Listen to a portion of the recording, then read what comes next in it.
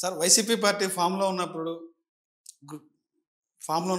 ఫ్రేమ్లోకి రాని వేమారెడ్డి గారు ఈరోజు వైసీపీ పార్టీ పూర్తిగా డౌన్ఫాల్ అయినప్పుడు వేమారెడ్డి గారికి మంగళగిరి ఇన్ఛార్జ్ ఇచ్చారు.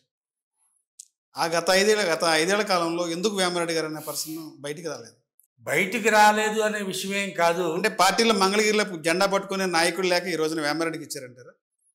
అట్లానేం కాదు. నేను పార్టీలో ఎన్నికల ముందు కూడా ఆర్కే గారు వచ్చారు. ఆర్కే గారు తర్వాత వేరే పర్సన్ వచ్చారు. తర్వాత మళ్ళీ ఇంకో మహిళకి ఇచ్చారు. ఈ రోజున ఆ ముగ్గురు వ్యక్తులు కూడా ఎక్కడ అడ్రస్ లేదు. అంటే ఇప్పుడున్న పరిస్థితుల్లో కూడా జెండా తాలూకాళ్ళు మన దీంట్లో వైఎస్ఆర్సీపీ జెండా పట్టుకుంది ఎవరంటే వేమారెడ్డి గారు ఒక్కడే. అట్లా అంటే ఇప్పుడు ఇవాళ ఏంటంటే పార్టీ మాలాంటి సీనియర్స్కి ఏంటంటే మేమేంటంటే మా ఆలోచనలు ఎట్లుంటే ఇప్పుడు మనం మాట్లాడుకున్నట్లుగా గ్రాస్ రూట్లో పనిచేసిన వాళ్ళం, పార్టీ బిల్డప్ చేసిన వాళ్ళం. నువ్వా నేనా అయినా కూడా వాళ్ళు గెలిచిన రోజులు ఉన్నాయి. నిమ్మగడ్డ రామోహన్ గారు గెలిచారు, వేములపల్లి శ్రీకృష్ణ గారి తర్వాత నిమ్మగడ్డ రామోహన్ గారు కూడా గెలిచారు కమ్యూనిస్టు.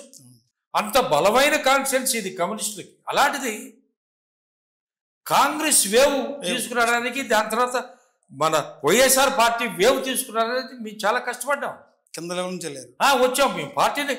ఇప్పుడు సహజంగా కమ్యూనిస్టులు అంటే కొంచెం ఒక విధంగా ప్రజాస్వామ్యబద్ధంగా కొన్నిట్లో బాగుంటారనేగా మనం ఒప్పుకోవాలి. వాళ్ళతో మేము పోటీ పడి నిలబడ్డాము. వాళ్ళను కూడా మా మంచితనంతో ఆకర్షించుకుని మాతో రాగలిగారు వాళ్ళు కూడా. అంటే వాళ్ళకంటే మంచి క్వాలిటీస్ మాకు ఉండబట్టే కదా.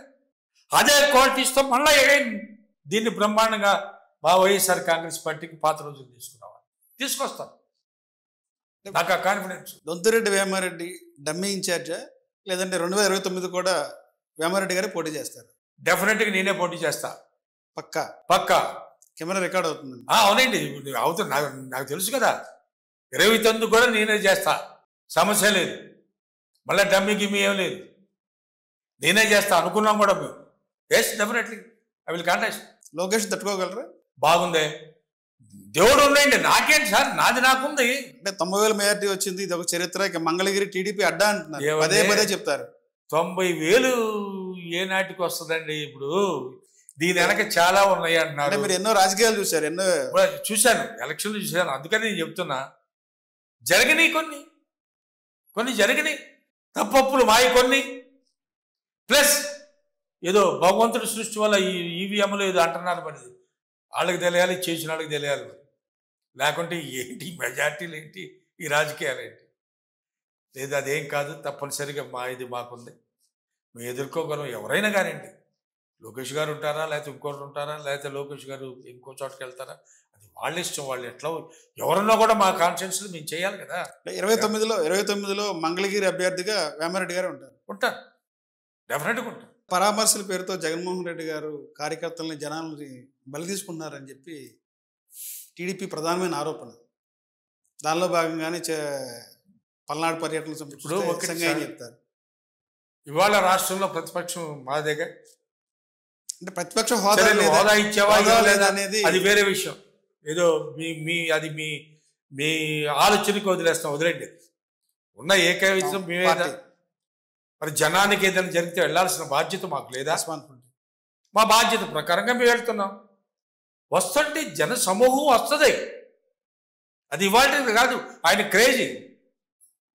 ఇవాళ ప్రజాకర్షణ గల నాయకుడు, మాస్ లీడరు ఆంధ్ర రాష్ట్రంలో ఒక్క YS Jaganmohan Reddy. Take it granted. నేను చూస్తున్నా జనం ఏ విధంగా పరుగులెత్తున్నారు, ఆయన కలవడానికి ఎంత ఊళ్ళిరుస్తున్నారు నేను చూస్తున్నా. నేను ఆ పరుగెత్తడం ఏంటి, ఆ గొడవ ఏంటి, ఆ ఫాలోయింగ్ ఏంటి? అసలు నిన్న చూశారు కదా, చిత్తూరులో కూడా అసలు ఏంటి అది, ఆ జనం ఏంటి, ఆ ఎంతమంది పోలీసులు ఎంతమంది ఉన్నారు అక్కడ. అయినా ఆగారండి. అభిమానాన్ని నువ్వు ఆపలేవండి. ఆయన వెళ్ళాల్సిన బాధ్యత. ఒక అపోజిషన్లో ఉన్న మేము వెళ్ళాల్సిన బాధ్యత. సిస్టంలో ఎక్కడ పొరపాటు జరుగుతానో ఇంకోటి జరుగుతానో వాళ్ళని పరామర్శించి మంచి చెడు తెలుసుకొని, ఇప్పుడు మేము వెళ్ళబట్టాక ఆయన 4 రూపాయలు ఇస్తానో ఇలా అంటుంది. ఇప్పుడు జగన్మోహన్ రెడ్డి గారు అక్కడికి వెళ్ళబట్టే కదండి సో డెఫినెట్లీ మా పని మేము చేయాలి కదా. మేమున్న టైంలో 22 నుంచి 29 రూపాయల వరకు నడిచిన కేజీ మామిడికాయలు పళ్ళు ఇవ్వాలా 4 రూపాయలు అంటున్నావు. అదే అయినా ఇవ్వటం లేదు కదా. ఇది డబ్బులు ఇస్తాన్నారు, ఇచ్చారో లేదో కూడా తెలియదు. మరి ఇవన్నీ ఏమీ లేదండి, ఎవడో అడగకూడదు. ఆయన అన్నారుగా చంద్రబాబు నాయుడు గారు, వైసీపీ వాళ్ళు ఎవరన్నా అడిగితే వాళ్ళ నాలిక మందో అన్నాడు. తర్వాత మాట అనక ఈ మాట అన్నాడు ఆయన. ఏంటది? ఇంకో నాయకుడు ఉన్నాడు, ఆయన తాట తీస్తా, నార తీస్తా, పేక బిసుకుతా అని ఆయన అంటాడు. కానీ ఈ ప్రజాస్వామ్యం మన రాష్ట్రంలో ఈ స్థితి వచ్చింది. Let us see.